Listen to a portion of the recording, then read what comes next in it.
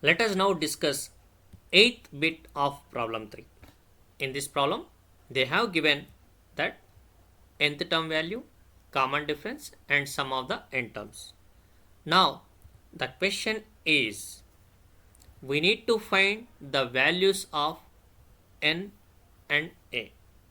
Let us now solve the problem using the given information. They have given that an is equal to 4.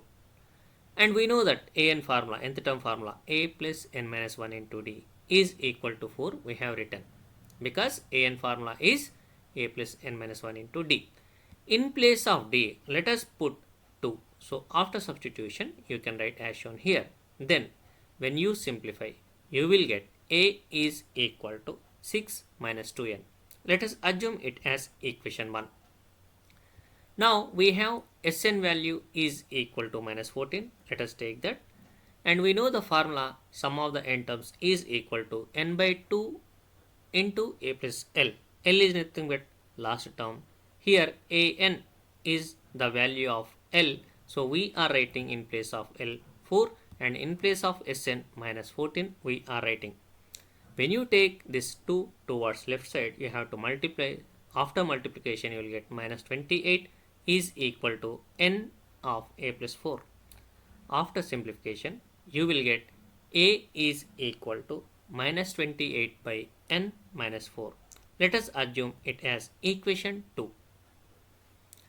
Let us now find the value of n using the two equations. When you observe equation 1 and 2, we can write 6 minus 2n is equal to minus 28 by n minus 4 because both of them are equal to a. Now if you take LCM n, you can write as shown here. Then let us take this n towards left side and multiply the terms which are there left side. After that simplification, you will get equation n square minus 5n minus 14 is equals to 0. Now we need the value of n. So for that we have to split the middle term. For splitting the middle term, we have done separate video. So please click here on the I link so that you can get complete details related to how to split this middle term minus 5n. Now after splitting, we can write as shown here on the screen.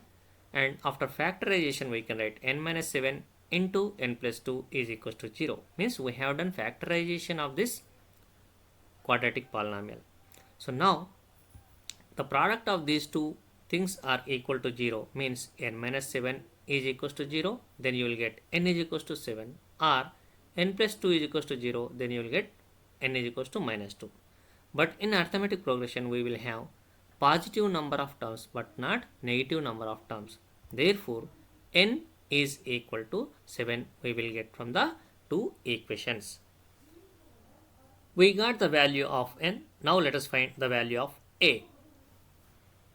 In equation 1, let us substitute n is equal to 7. Just now we got the value of n.